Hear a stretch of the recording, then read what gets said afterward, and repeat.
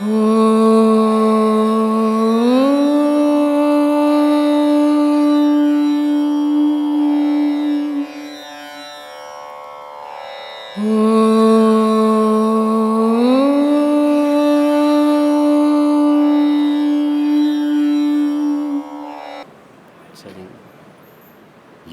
ஒரு மனிதன் பற்று இல்லாமல் எந்த வேஷத்துக்கும் அடிமையாகாமல் இருக்கிறானோ அவனுக்கு தான் கடவுள் சாத்தியம். அதனால தான் சொன்னான், ஆன்மீகவாதி அவனுக்கு என்ன சாட்சி வேணும்டா அப்படின்னு.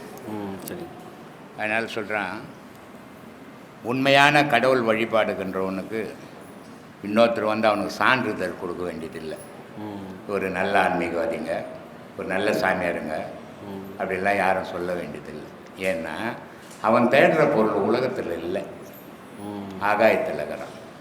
ஆகாயத்தில் இருக்கிற பொருளை தேடுறவனுக்கு இங்கே ஒரு சான்றிதழ் தேவையில்லை. அதனால் சொல்கிறான், வெட்ட வெளி தன்னை மெய்யென்று இருப்போருக்கு பட்டயம் ஏதுக்கடின்னு. வெட்ட வெளி தன்னை மெய்யென்று இருப்போருக்கு பட்டயம் ஏதுக்கடி குதம்பாய் பட்டயம் ஏதுக்கடின்னா. இதுக்கு ஒரு சான்றிதழ் தேவையில்லடா. கடவுளை உண்மையாக கடவுளை தேடுறவனுக்கு, போலி வேஷம் போடுறவனுக்கு 1000 சான்று போகணும் அப்படின்ட்டான். அதனால் சொல்கிறான், மெய்ப்பொருளை கண்டு விளங்கும் மெஞ்ஞானிக்கு கற்பங்கள் இருக்கிற கற்பனை அவனுக்கு என்னத்துக்கு? உண்மையான கடவுளை தேடுறவனுக்கு கற்பனை கடவுள்லாம் தேவையில்லாதது. சரி. அதனால் இந்த கற்பனையே தேவையில்லடா, நீ உண்மையான பொருளை தேடிங்கிற அப்படின்றான். சொல்கிறான், வஞ்சகமற்று வழிதன்னை கண்டோர்க்கு சஞ்சலம் ஏதுக்கடின்னா. அவன் நல்லவன், அவன் கெட்டவன், அவன் மோசமானவன், அவன் பணக்காரன், இவன் ஏழை, இப்படின்ற எண்ணம் இல்லாதவனுக்கு சரியான உண்மையான அவன் மனசில் எந்த சஞ்சலமும் இல்லையா, உண்மையான வழியில் போவான். ஆதாரமான அடிமுடி கண்டோருக்கு வாதாட்டம் ஏதுக்கடி. கடவுளை பற்றி நான் சொல்கிறது தான் கடவுள், நான் கும்பிட்றது தான் கடவுள், நீ கும்பிட்றது தான் கடவுள். கடவுளை பற்றி தெரியாதவன் வாதம் பண்ணின்னு இருப்பான். கடவுளை பற்றி தெரிஞ்சவன் எவங்கிட்டும் போய் வாதம் பண்ண மாட்டான். அதனால் சொல்கிறான், ஆதாரமான அடிமுடி கண்டோர்க்கு வாதாட்டம் ஏதுக்கடி குதம்பாய், நித்திரை கெட்டு நினைவோடு இருப்போர்க்கு முத்திரை ஏதுக்கடி குதம்பாய்னா. ராத்திரி பகல தூக்கம் இல்லைடா, அவனோடவே நான் இணைஞ்சிருக்கிறேன், எனக்கு என்னடா இங்கே தூக்கம்? இதெல்லாம் நம்ம உண்மையான தெய்வ வழிபாடை பற்றி நம்ம தெரிஞ்சுக்கணும். ஏன் கடவுள் பெருசு, உன் கடவுள் யார் கடவுள் இங்கே பெருசு கிடையாது, அவன் ஒருத்தன் தான் பெருசு, வேறு எதுவுமே இங்கே உலகத்தில் பெருசு கிடையாது. இதுவும் கிடையாது. மதம் ஒன்றா உன் மதம் பெருசு என் மதம் பெருசுன்னு சொல்லிக்கலாம். கடவுளில் யார் கடவுளும் பெருசு சின்னதெல்லாம் கிடையாது. ஒரே கடவுள் உலகத்துக்கு ஒன்று தான், அது ஈசன் தான். சத்தியமான தவத்தில் இருப்போர்க்கு உத்தியம் ஏதுக்கடி குதம்பாய் உத்தியம் ஏதுக்கணும். உண்மையான கடவுள் வழிபாட்டில் இருக்கிறவனுக்கும் இந்த ஒரு பொழுது 2 பொழுது இந்த பத்தியம் இதெல்லாம் எதுவுமே கிடையாது அவனுக்கு. சரிங்க. ஒன்று கேட்டிருக்கப்போ ஒரு சந்தேகம் வந்துருச்சுங்க. ஒரு பாடல் ஒன்று கேட்குறப்போ ஒரு சந்தேகம் வந்துருச்சுங்க. சொல்லு. என்னென்னா, ஒருத்தர் கேட்குறாரு, ஒரு பாடல் மாதிரி நல்வினை தீவினை என்றது என்னன்னு கேட்குறப்போ அது வந்து நல்லவன் ஆடிடும் கூத்துன்னு சொல்கிறாங்க அந்த பாட்டில். சரி. அந்த நல்வினை தீவினைன்றது நம்ம செஞ்சுக்கிட்டது தான், நம்ம செஞ்ச நல்லதும் கெட்டதுக்கு ஏற்ற மாதிரி தான் நம்ம இங்கே கஷ்டப்பட்டோம் நல்லாயிருக்கும். இதுக்கும் கடவுளுக்கும் அது சம்மந்தம் இருக்கா, இல்லை நம்மளும் மட்டும்தான் சம்மந்தம்? கடவுளுக்கு எதுவுமே உன் பொறப்பே கடவுளுக்கு சம்மந்தம் கிடையாது. சரிங்க. இப்போ மில்லு இருக்குது இல்லை, துணி நெய்கிற மில்லு, அந்த மில்லில் ஒரு வெள்ளை துணி போட்டு ஒரு பேல் அனுப்புகிறான் வெளியே. சரிங்க. பார்த்தீங்கன்னா அது பால் மாதிரி இருக்குது. ஆனால் அதிலேருந்து ஒரு 4 முழம் வேஸ்ட்டுங்க வாங்கி கட்டி நான் 4 வாட்டி கட்டுறேன். கட்டினேன்னா மில்லுலேருந்து வந்த மாதிரி அதே துணி தான், ஆனால் துவைச்சின்னா அதே மாதிரி இருக்குதா? இருக்காது. ஏன் இல்லை? அதே துணி தானே.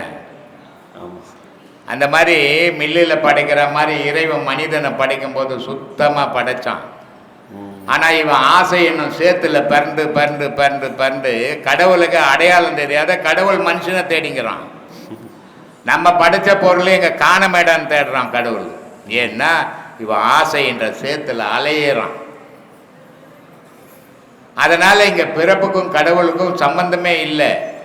நீ செத்த உன் ஆன்மா அங்கே மிதக்குது. ஒரு தாயும் தகப்பனும் சேர்றா, ஒரு கர்ப்பம் தரிக்கும் போது அந்த ஆன்மா போய் அதில் பூந்துக்குது, ஒரு உருவம் எடுத்துன்னு உலகத்துக்கு வருது.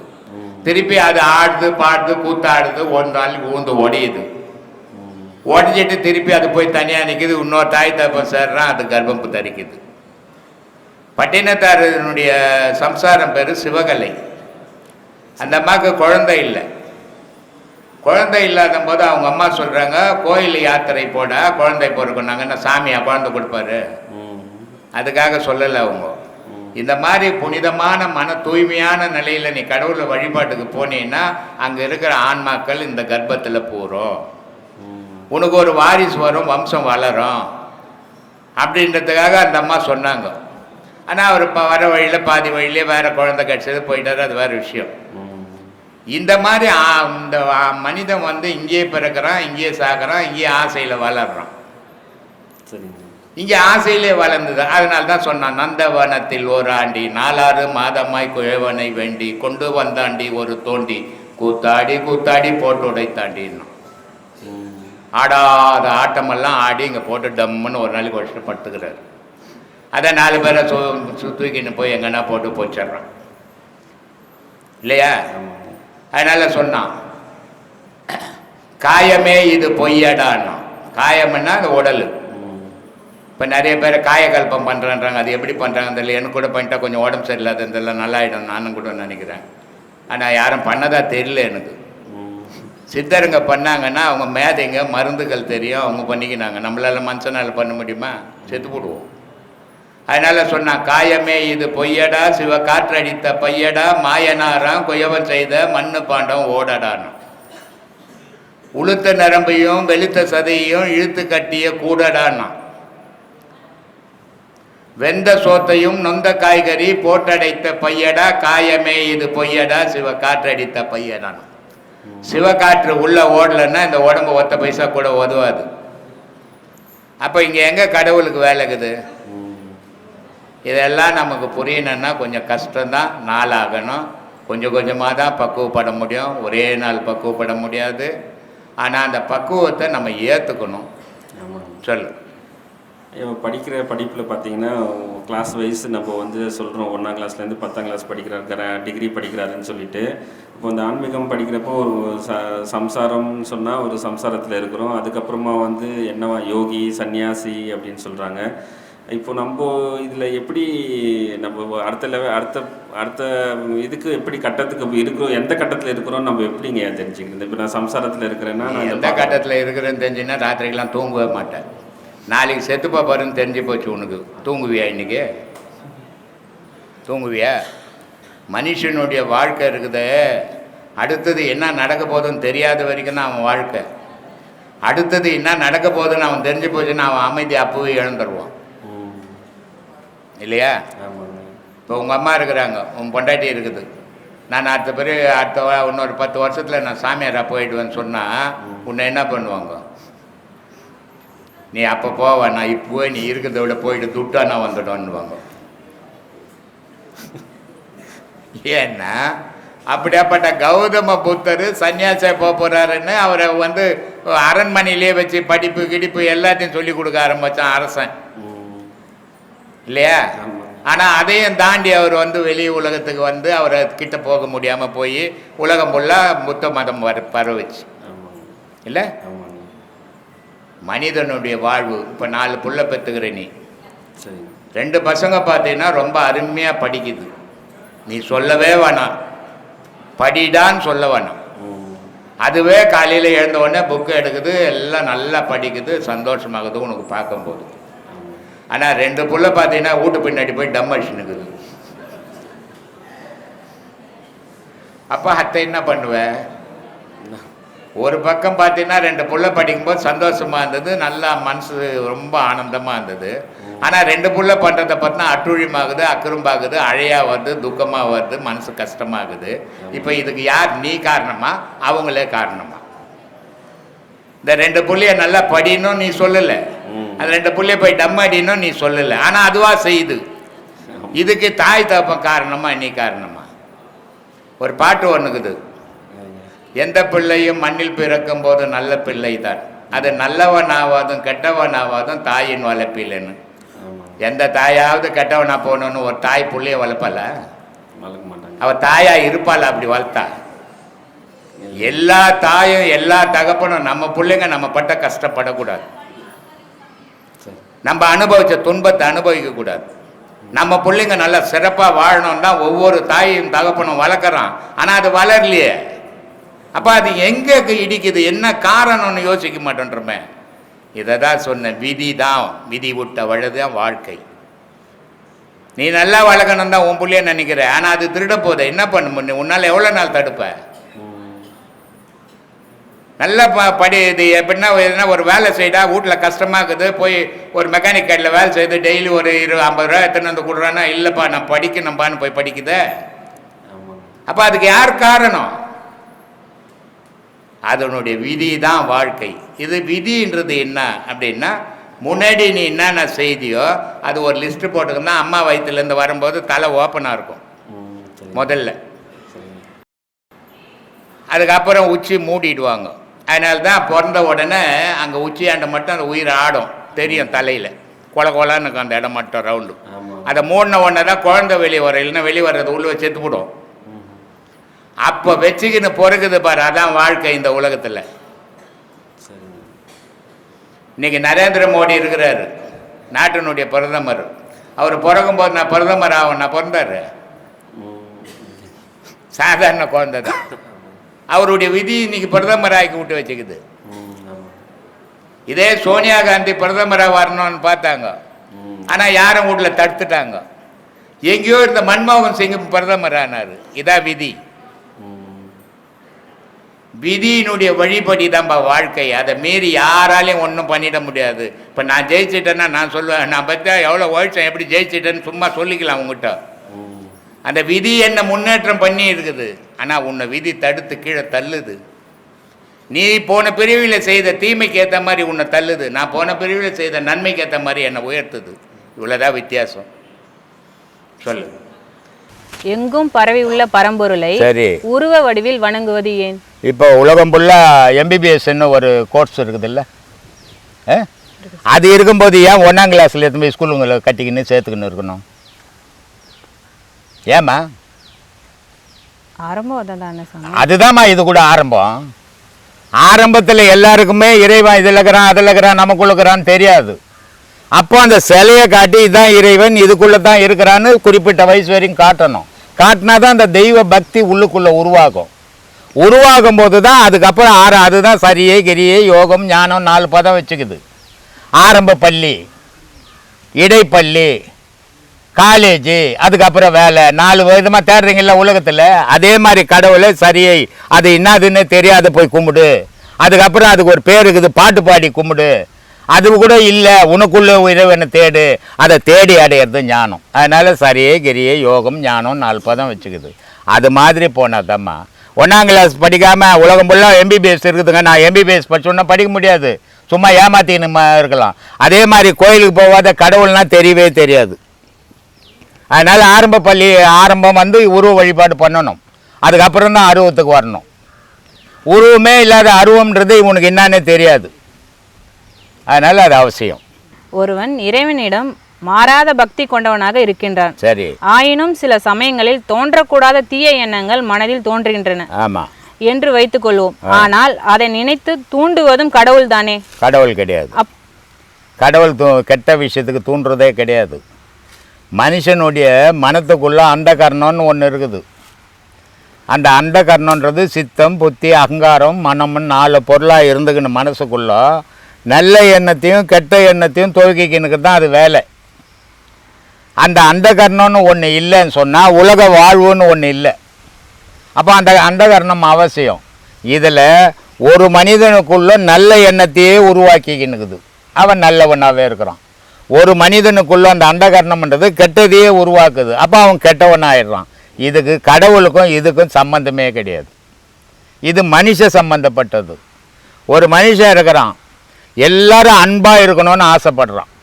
ஒரு மனுஷன் இருக்கிறான், எல்லாரையும் அடக்கி வாழணும்னு ஆசைப்படுறான். 2 பேரும் மனுஷன்தான். இவன் மனசுக்குள்ளே உதயமாகிற எண்ணத்துக்கு ஏற்ற மாதிரி அவன் நினைக்கிறான், அவன் மனசுக்குள்ளே உதயமாகிற மாதிரி எண்ணத்துக்கு அவன் நினைக்கிறான்.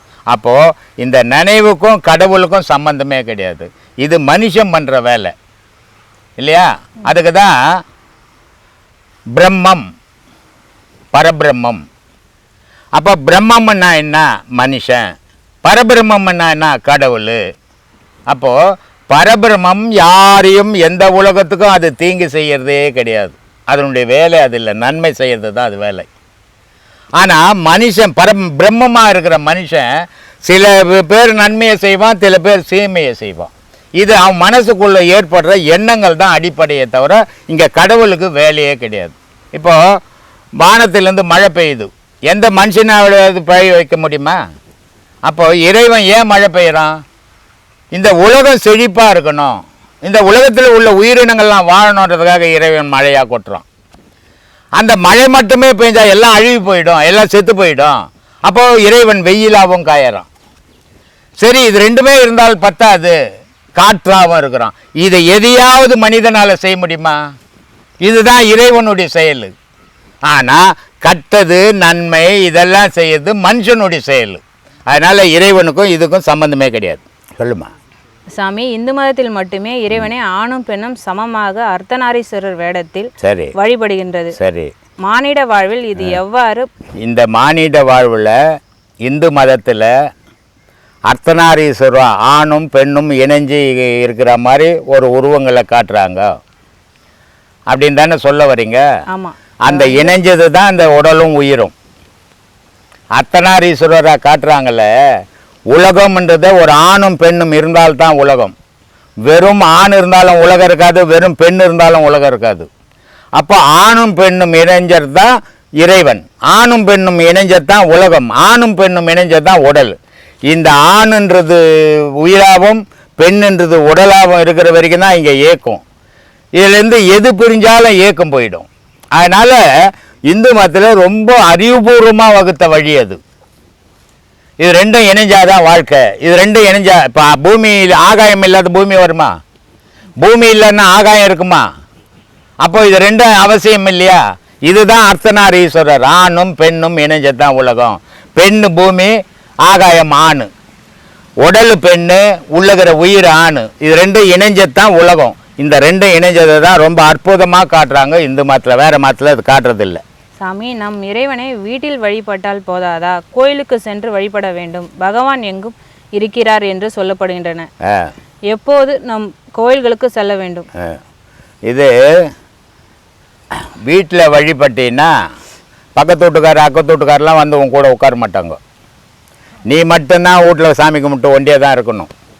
கோயிலுக்கு போயிட்டீங்கன்னா இதில் ரெண்டு விதமான விஷயங்கள் இருக்குது. இப்போ உங்களை மாதிரி தரம் இருக்கிறவங்கெல்லாம் கோயிலுக்கு போனால் ஒன்று கூடுவாங்க. இப்போ என்ன மாதிரி வயசானவங்கெல்லாம் கோயிலுக்கு போனால் ஒன்று கூடுவாங்க. என்ன மாதிரி வயசானவங்கெல்லாம் ஒன்று கூடி கோயிலில் என்ன பேசிப்பாங்க? சாமி கும்பிட்றதை விட அதிகமாக நம்மளை பற்றி தான் பேசுவாங்க.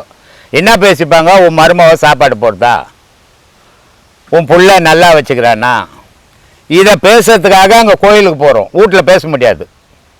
அதே மாதிரி பெண்கள் பெருவாரி கோயிலுக்கு போனால் உன் மாமியார் நல்லா வச்சுக்கிறாங்களா, உங்கள் மாமனார் நிறைய பணம் கொடுக்குறாரா, இந்த மாதிரி இது ஒரு ரெண்டு குரூப்பாக போகுது கோயிலுக்கு. இது வீட்டில் பண்ண முடியாது. ஏன்னா மருமகிறா, பொண்டாட்டிக்கிறா, புள்ளக்கிறா, அங்கே பேசினா பெரிய பூகம்பமாக ஆகிடும். அதனால் கோவிலுக்கு போய் இந்த மாதிரி பேசுறதுக்கு நேரத்தை ஒதுக்கிறாங்க. எப்போ? சாயந்தரம் 4லேருந்து ஒரு 6 வரைக்கும் இந்த டைமை ஒதுப்பாங்கம்மா. தங்கள் மனதில் பற்றி ஏற்படுத்த நோயை தீர்ப்பது வரம் பொருள் உரைப்பது போன்ற செயல்களில் ஈடுபடுவது அவசியமா? அதனால் பக்தி உணர்வை உண்டாக்க முடியுமா? ஒன்றும் உண்டாக்க முடியாதுமா. மனுஷங்கிறானே கடவுளை 2 நிலையில் கும்பிடுவான். ஒன்று, வறுமை வந்துச்சுன்னா கடவுளை போய் கும்பிடுவான். இன்னொன்று, ரொம்ப செல்வங்கள் சேர்ந்ததுன்னா போய் கடவுளை கும்பிடுவான். இந்த வறுமையில் இருக்கிறவன் ஏன் கடவுளை கும்பிட்றான்னா, ஐயா நான் வாழ்க்கையில் இவ்வளோ கஷ்டப்படுறேன், என் பொண்டாட்டிக்கிட்ட கஷ்டம், என் பிள்ளைங்க கிட்ட கஷ்டம், என் பொண்ணுக்கிட்ட கஷ்டம், எனக்கு இந்த வறுமையை தீர்த்து நல்ல வழியை காட்டுன்னு கடவுளை போய் கும்பிடுவான். இது ஏழ்மையில் இருக்கிறவங்க வேலை. பணக்காரனுடைய வேலை, ஐயா நான் இவ்வளோ பொண்ணு பொருள் சேர்த்துட்டேன், இதை இழக்காமல் நான் பாதுகாப்பாக வச்சுருக்கணும், அதுக்கு நீ தான் துணை இருக்கணும் அப்படின்ட்டு பணக்காரன் போய் கும்பிடுவான். இன்னொருத்தர் இருக்கிறான், இது ரெண்டுக்கும் அப்பாற்பட்டவன் ஒருத்தன், கடவுள்ன்றதையே நினைக்க மாட்டான்.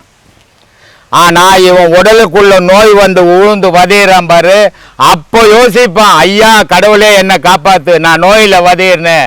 இது வரைக்கும் கடவுளே நினைக்காது, இவன் உடம்புக்குள்ளே வந்த உபாதை வந்த பிறகு கடவுள் மேலே யோசிப்பான்.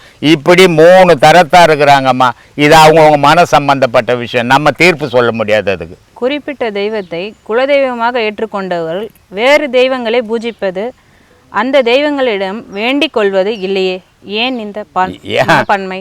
தான் ஒரு தெய்வம் அவனுக்குன்னு வகுத்துனான்னா இன்னொரு தெய்வத்தையே போய் கும்பிட மாட்டான். ஏன்னா அவன் தெய்வம் தான் அவனுக்கு பெருசாக தெரியும், இன்னொருத்தர் தெய்வம் இவனுக்கு பெருசாக தெரியாது. இதை தான் இந்து மதத்துலேயும் மற்ற மதத்துக்குள்ளவும் வேறுபாடு என்னன்னு சொன்னால், ஒரு கிறிஸ்துவ இது கடவுள்னு சொன்னால் இந்துக்கள் போய் கையெழுத்து கும்பிடுவான். ஏன்னா அவன் கடவுள்னு சொன்னான், அது கடவுள் தான் அப்படின்னு கும்பிடுவான். முஸ்லீம் மதத்தில் இது கடவுள்னு சொன்னால் இந்துக்கள் போய் கையெழுத்து கும்பிடுவான். ஆனால் முஸ்லீம் மதத்துக்காரோ இந்து மதத்துக்காரோ கிறிஸ்துவனோ இந்து கடவுளை கும்பிட மாட்டான். ஆனால் இந்து கடவுளுக்குள்ளவே இவன் கும்பிட்ற கடவுளை இன்னொரு வாட்டி போக மாட்டான். இப்போ இதை நீங்கள் நல்லா கவனிச்சிங்கன்னா உங்களுக்கு தெரிஞ்சிருக்கும். பெருமாள் சாமியை கும்பிட்ற பிராமணர்ஸ் சிவன் சாமி கோயில் உள்ள போக மாட்டான். சிவன் சாமியை கும்பிட்ற பிராமணர்ஸ் பெருமாள் சாமி கும்பிட்ற கோயில் உள்ள போக மாட்டான். இது இந்துக்குள்ளவே வேற்றுமை. காரணம் என்னன்னா, ஏன் கடவுள் தான் நிஜம், உன் கடவுள் தான் நிஜம். இங்கே யார் கடவுளும் நிஜம் இல்லை, கடவுள் தான் நிஜம். உன் கடவுள் எங்கன்னு உரிமை கொண்டாடுறதே தப்பு. அதனால் இவன் இந்த குல தெய்வம் அந்த தெய்வம் இந்த தெய்வம்னு இவன் கும்பிட்டுக்கணும். மற்றவங்க கும்பிட்றதெல்லாம் ஒருத்தன் குல தெய்வம் காட்டேரி கும்பிடுவான், ஒருத்தன் குல தெய்வம் முனேஸ்வரம் கும்பிடுவான், ஒருத்தன் குல தெய்வம் கன்னிங்களை கும்பிடுவான். யாராருக்கு எது எது அவன் மனசுக்கு பிடிச்சதோ அதை கும்பிட்றான். ஆனால் இதெல்லாம் நிஜம் கிடையாது, கடவுள் மட்டும்தான் நிஜம், இதெல்லாம் கற்பனை தான். யோகிகள் சாமி சரி யோகத்தால் முக்தி அடைகிறாங்க. சரி, இப்படி அடைகிறதுனால உலக மக்களுக்கு என்ன நன்மை கிடைக்கிறது? இப்போது நீங்கள் ஒரு யோகி, நீங்கள் முக்தி அடைய போகிறீங்க முடிவில். சரி, இப்போ இல்லை. சரி, யோகின்ட்டு நான் நினச்சிக்கணும் உடனே போய் கடவுள் கூட உட்காந்துக்க முடியாது. சரி, இது கற்பனை ஆகிடும். ஆமாம், நிஜத்தில் கடவுள் உனக்கு அழைப்பு கொடுக்கணும், அப்போ தான் உனக்கு முக்தி மோட்சம்லாம். கடவுள் அழைப்பு வராத வரைக்கும் உன் வயசாகி நீ உடல் தளர்ந்து போய் உடலை விட்டு உயிர் போனால் அது முக்தி இல்லை. கடவுள் அழைப்பு வரும். உண்மையான யோகியாக இருந்தீங்கன்னா கடவுள் அழைப்பு வரும், அது வரைக்கும் நீ காத்திருக்கணும். ஆனால் நீ ஒரு யோகி, நீ கடவுளை அடையணும், அதுக்கெல்லாம் வழி தெரிஞ்சு போச்சு உனக்கு. ஆனால் நீ சும்மா இருப்பியா? நீ என்ன பண்ணுவ? இந்த உலகத்தில் இருக்கிற உன்னால் முடிஞ்ச வரைக்கும் கூப்பிட்டு அவனை நல்வழிப்படுத்துவேன். ஏன்? நீ நல்லவனை ஆனதால் மற்றவன் நல்லவன் ஆகணும்னு ஆசைப்படுறேன். அப்போது உன்னால் பல ஆயிரம் பேர் பயன்படுறானே, அது போதாதா?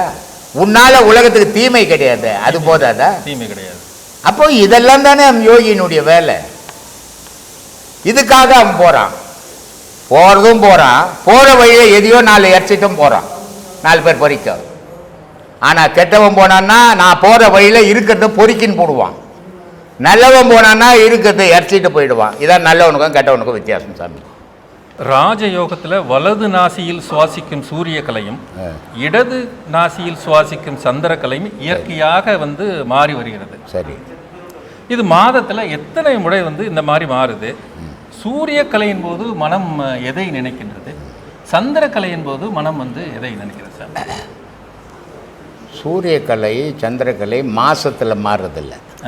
ஒரு மாதத்தில் மாறுச்சுன்னா சூரியக்கலை ஓடுச்சுன்னா உடம்பு கொளுத்தி எடுத்த மாதிரி இருக்கும். சரி, ஒரு சந்திரக்கலை ஓடிச்சுன்னு வச்சுக்கோ, குளத்தில் செத்து போயிட்டா எப்படி உப்பி போயிருக்கும், அது மாதிரி இருக்கும் உடல்.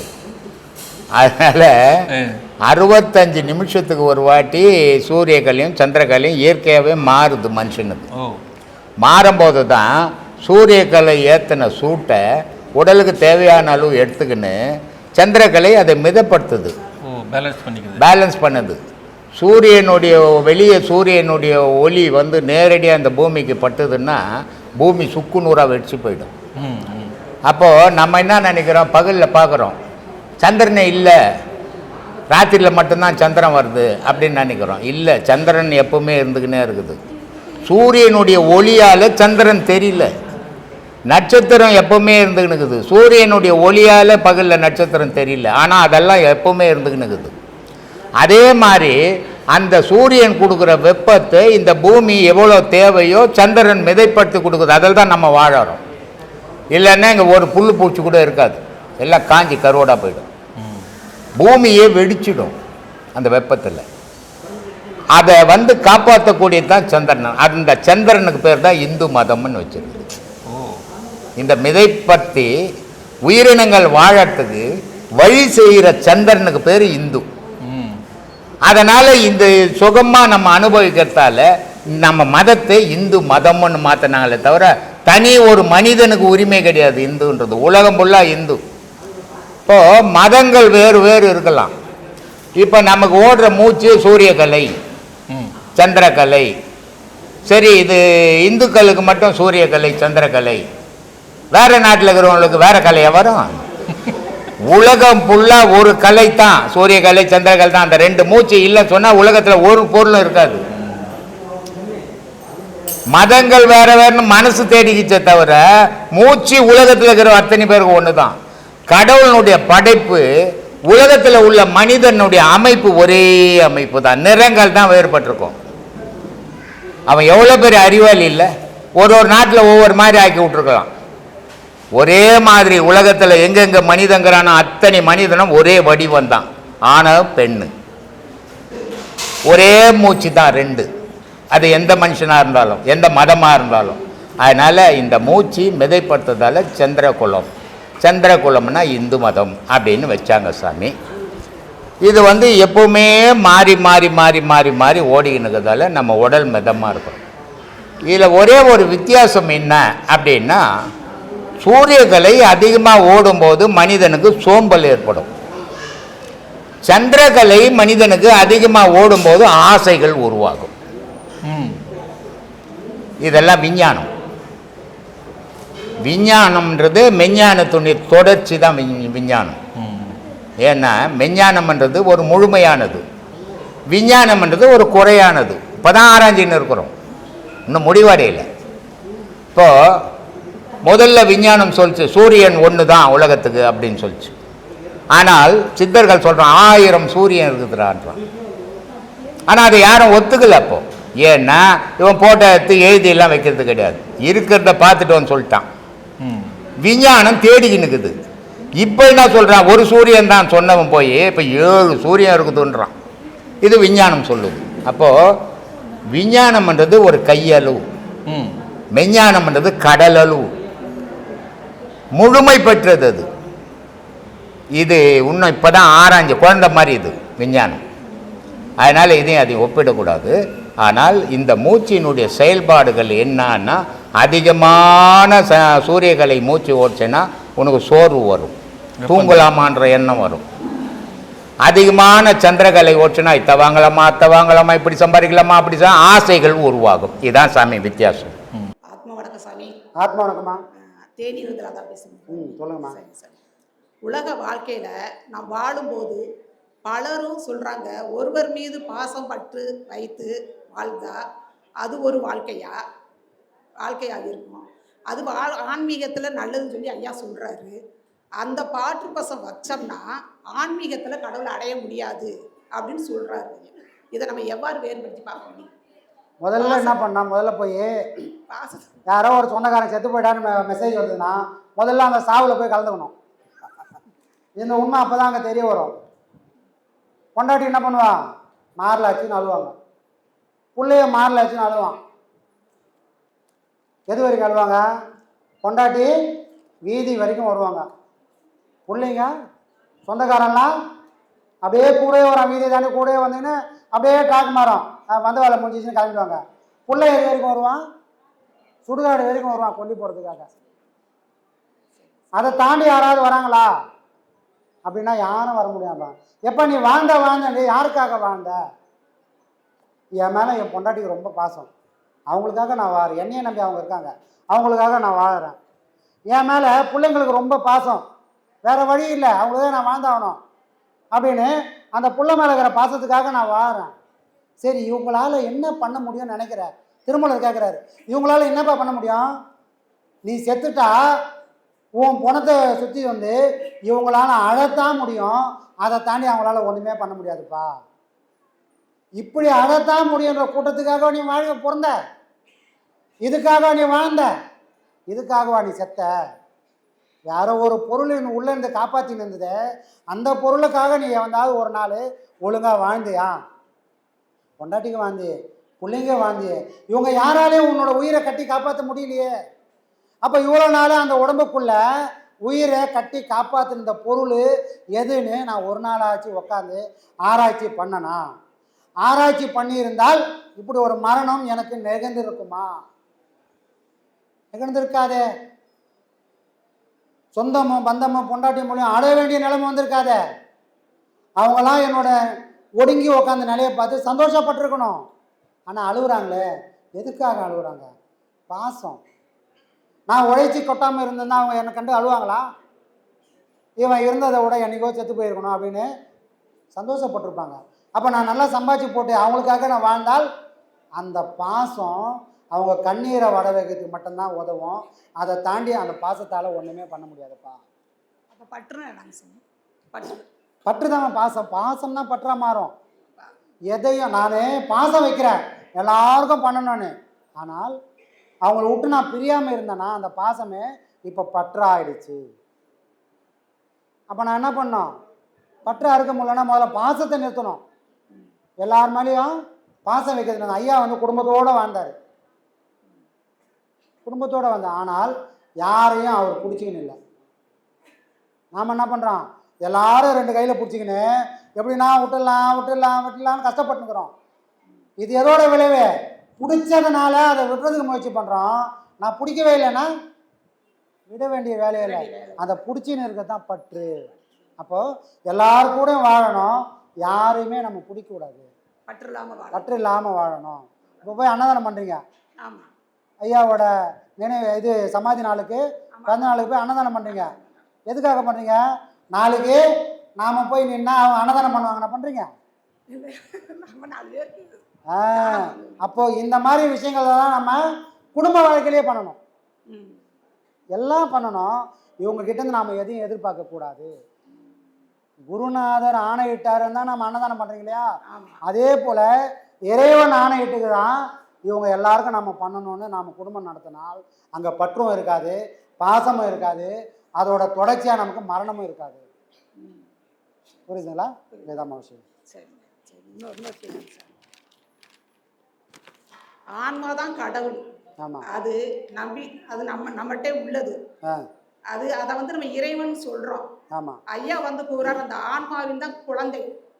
குழந்தைங்கிறது மனம், ஆன்மா தான் குழந்தைன்ற மனம் என்று ஐயா சொல்றாரு.